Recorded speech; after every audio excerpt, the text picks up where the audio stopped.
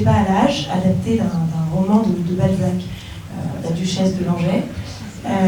Jeanne, ce n'était pas la première fois que vous travailliez avec Rivette, puisque en 2001, vous jouiez dans Va savoir. Et donc, il y a une phrase de Bulogier, qui joue d'ailleurs dans le film, qui dit que Rivette a été un détonateur pour les acteurs et les actrices. Peut-être que vous pouvez rebondir sur cette phrase et nous dire si pour vous aussi le travail avec Rivette a été un détonateur, et peut-être plus particulièrement sur ce film. Voilà, qu'est-ce que ça, comment vous avez travaillé ensemble?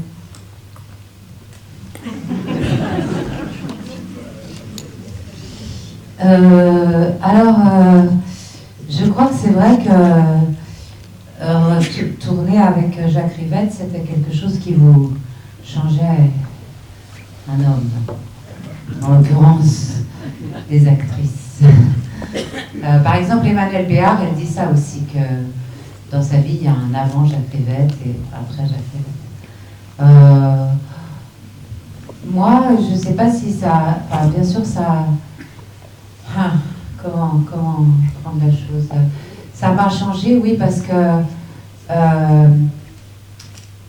avec Rivette, dans Va savoir, le film que j'avais fait avant, celui-là, on n'apprenait pas le texte, on n'avait pas de texte, il nous donnait le texte le matin au maquillage, on le découvrait quasiment en le jouant.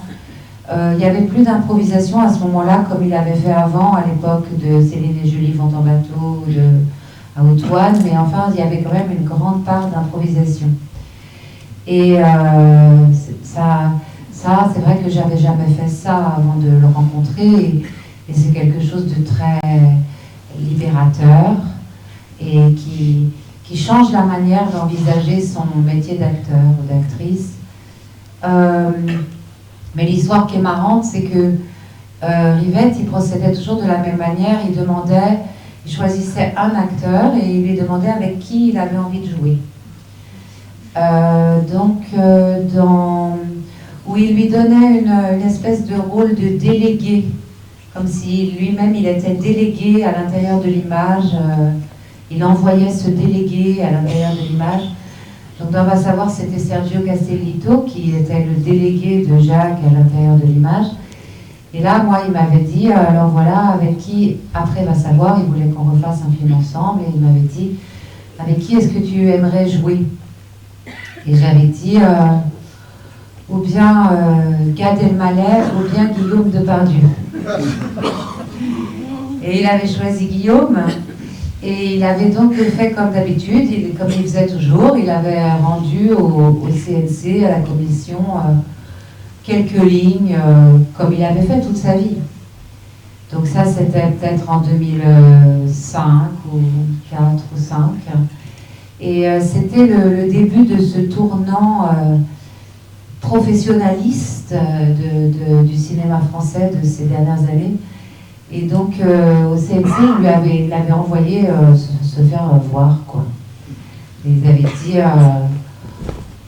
non, nous, on ne donne pas d'argent à quelqu'un qui ne rend pas un scénario. C'est-à-dire que, pour dire les choses clairement, c'était la fin de la nouvelle vague.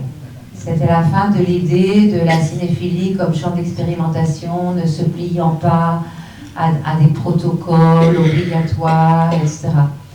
Et la productrice de Rivette, qui s'appelait Martine Marignac, avait fait, je me souviens, une lettre dans Le Monde en disant ce que je viens de dire. En fait, c'est la fin de la nouvelle vague. Voilà, si des réalisateurs qui ont réinventé le cinéma français après la Deuxième Guerre, dans les années 60, ne peuvent plus travailler comme ils l'entendent, mais doivent se plier à telle ou telle règle, c'est qu'on est passé dans une autre époque.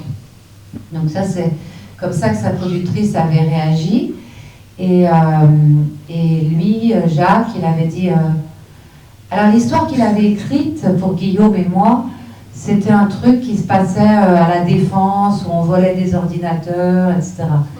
Et il a dit, bon, puisqu'ils veulent un scénario qui m'emmerde, je vais prendre mon couloir, regarder ma bibliothèque, et le premier livre qui viendra, qui me paraîtra à contenir un rôle pour Guillaume, un rôle pour Jeanne, je l'adapterai, je le recopierai, je le refourguerai, on verra s'il me donne de l'argent.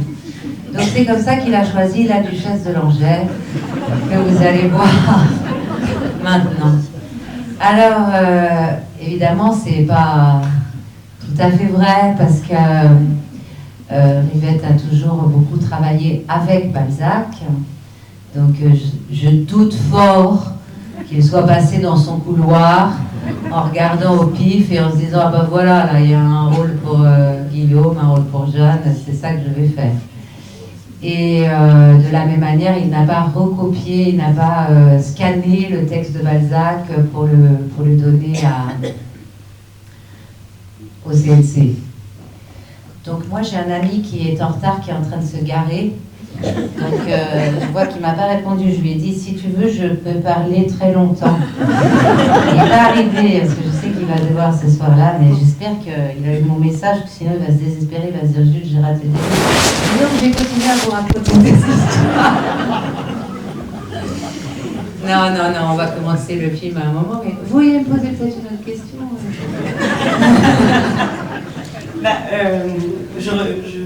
Non, moi j'ai quand même quelque chose d'intéressant à dire sur cette histoire de ne pas recopier de A à Z, de ne pas scanner le livre de... Ah, le voilà mon ami.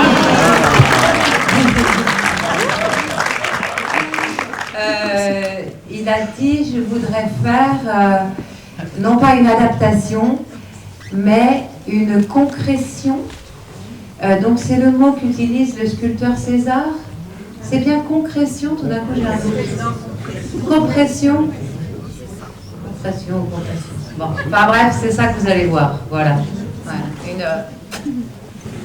Du roman. Du roman, ouais. Voilà. Une question, Non, j'écoutais vos paroles, puisque, comme je disais à Jeanne tout à l'heure, il y a peut-être des lycéens dans la salle, mais j'avais découvert ce film à l'occasion aussi de l'hommage à Guillaume Depardieu, qui avait été fait ici en 2010. Et j'en ai un souvenir très puissant et en même temps un peu lointain, puisque j'étais très jeune, mais je me souviens d'avoir vécu un choc cinéphile. Voilà, donc... Je remercie Jeanne d'être là pour présenter ce film très beau et j'espère qu'il va vous plaire effectivement. Moi aussi j'espère qu'il va vous plaire. C'est un film, je me souviens, juste et puis après on va vous laisser revoir le film peut-être, mais maintenant que mon ami est arrivé. Mais c'est... Je me souviens que quand je l'ai vu...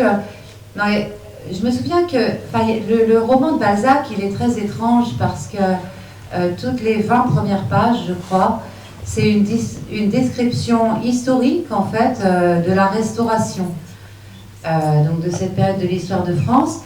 Et après, ça se termine, au bout de 20 pages, il dit « Et Antoinette de Langeais incarnait la Restauration ». Alors moi, quand j'ai lu ça, je me suis dit « Oui, aïe, aïe, comment on fait ça comme actrice ?» Voilà, je peux lire tout ce que je veux sur la Restauration, à commencer par les 20 premières pages du livre, mais comment on fait pour incarner une époque historique qui plus est qu'on n'a pas connue? J'ai immédiatement oublié ce cahier des charges en me disant qu'il n'était pas réalisable. Mais après, quand j'ai découvert le film, je me souviens d'avoir vraiment eu l'impression que c'était un film... sur l'histoire, en fait, c'est-à-dire sur le mouvement de l'histoire. Et c'est curieux parce que je ne saurais pas dire pourquoi j'ai eu cette impression. Mais j'ai eu l'impression que c'était un film, effectivement, sur peut-être la réaction. Le phénomène réactionnaire. Bon, moi aussi, c'était il y a longtemps. Et puis surtout, dernière chose, profitez bien de Guillaume, qui a si peu longtemps vécu.